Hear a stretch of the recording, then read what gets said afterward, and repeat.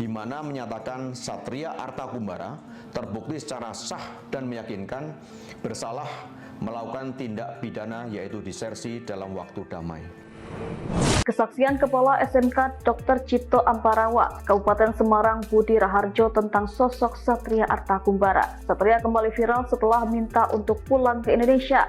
Satria yang mantan anggota Marinir TNI Angkatan Laut menjadi tentara bayaran Rusia dan ikut dalam perang melawan Ukraina.